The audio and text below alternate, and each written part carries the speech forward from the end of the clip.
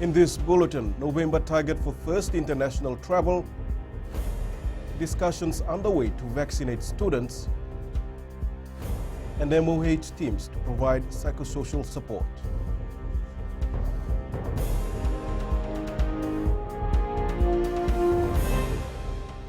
Good morning, Fiji. November 1st is the target date for Fiji to reopen international borders.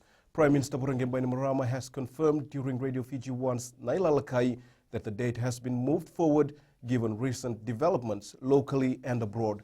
He says the government is confident this can be achieved if we stick to the plan. Edwin Nunn reports. It's the first definitive date for resuming international travel 2 months from now. You must have heard that Qantas has announced its international restart plan for December, where they have to include Fiji. This has given us the confidence to open our international border by the 1st of November this year. The government was working with a December timeline, but the goalpost has moved forward thanks to the success of the vaccination campaign. So that's the target we've set now, and it'll be really good. And I think it bases itself on the success that we've had with the vaccine rates. Companies like Qantas and the Australians, they wouldn't be coming to Fiji and saying they're going to come here unless they saw our vaccination numbers.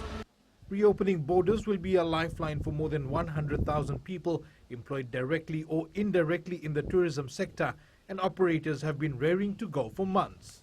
We're also ensuring that all the properties are up to scratch at the end of the day, and they're all working very hard to ensure that they're all ready to open. The state of readiness is a very important thing for us. This is the really positive thing for Fiji, the fact that now they're seeing those numbers and they're seeing them do so well that they are wanting to fly to Fiji, and this is good. This is certainly welcome from Tourism Fiji.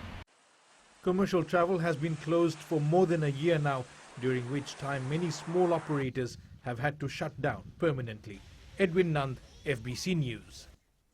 The Ministry of Education and the Health Ministry are trying to identify possible options for vaccinating Year 13 students. Education Minister Radha Pramila Kumar says there is a lot of speculation on the national examinations for these students, which is causing unnecessary stress and anxiety. Kumar says there are more than 9,000 students in Year 13 and 8,000 of them are above the age of 18, making them eligible for the AstraZeneca vaccine. She adds they are working with stakeholders to monitor the daily COVID-19 situation and review the safest possible option relating to school reopening. And there's about 1,000 Year 13 students who are below the age of 18. And Ministry of Education is working with Ministry of Health to see how soon we can roll out vaccination for children between the age of 12 to 17. The health personnel from the West that were deployed to Suva to help during the COVID-19 outbreak in the Central Division will return to their respective medical stations.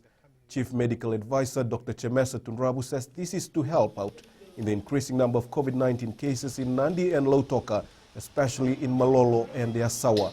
Dr. Tunrabu says this is also crucial as there is a drop in cases recorded in the Lami and Nosori corridor. He says the health personnel from the north will move back soon following cases recorded in Lambasa. In the coming week, our health team from Lambasa, who came to support the central team, will be returning to support their colleagues in Lambasa.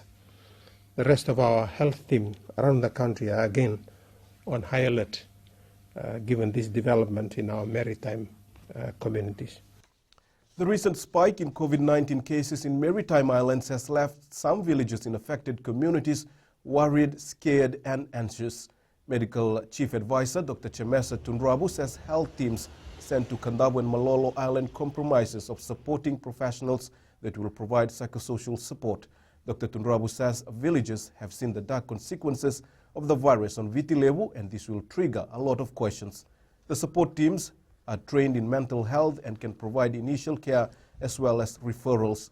Meanwhile, Empower Pacific is also reaching out to the affected islands. Our maritime clients, since the cases are on the rise, we are going to be providing psychosocial support via telecounseling. So we have a toll-free counseling helpline, which is available 24/7. and the number is 5626. The containment zone is set to be lifted when 60% of the target population is fully vaccinated. However, this does not factor in vaccinated children. The Health Ministry is currently looking at vaccinating children between the ages of 12 and 17 with Pfizer. Health Minister Dr. Efraimi Wanganabete says they carry out processes and procedures on information from credible sources. We crossed the bridge in terms of identifying the numbers in that regard and resetting it. Certainly that will happen. For us, the most important thing is to be able to work in practice according to the best practice and according also to the guidance of public.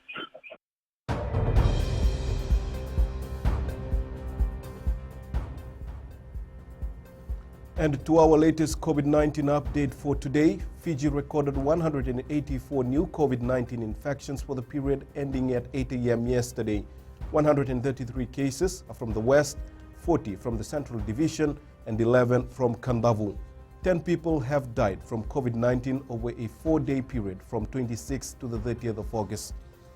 Fiji has recorded 46,141 cases since April this year. There are now 19,463 active cases with 25,951 recoveries in total. The COVID-19 death toll now stands at 489. The vaccination campaign also continues around the country. In the latest update, 558,944 or 95.3% of the population have received their first dose of the AstraZeneca vaccine. 266,608 or 45.4% of eligible Fijians are now fully vaccinated. The 5 most vaccinated areas include Mba, Rewa, Nandrunga and Naitasiri, which are now 100% first jab. Next is Nandi.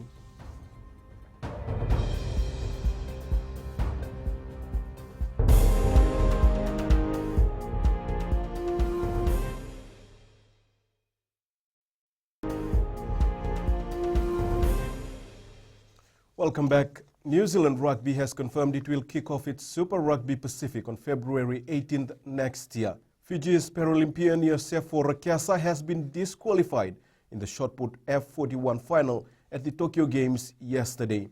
Due to a technical timeout, Rakasa was bundled out of a medal contingency. The 25-year-old says he's disappointed, however, is not letting this dampen his spirit. He is now focusing on his second event, the Javelin F41 final on Saturday. The Fijiana's 7th performance at the Tokyo Olympic Games speaks volume of what women can do given the right resources and support. This is something the Fiji national women's football team is hoping to mirror as they prepare to raise the level of the sport in the community. The responsibility now lies on the women's national football team to step up. Motivation not only to football players but to all women and girls who would like to represent Fiji in whichever sports they dream of to represent the country.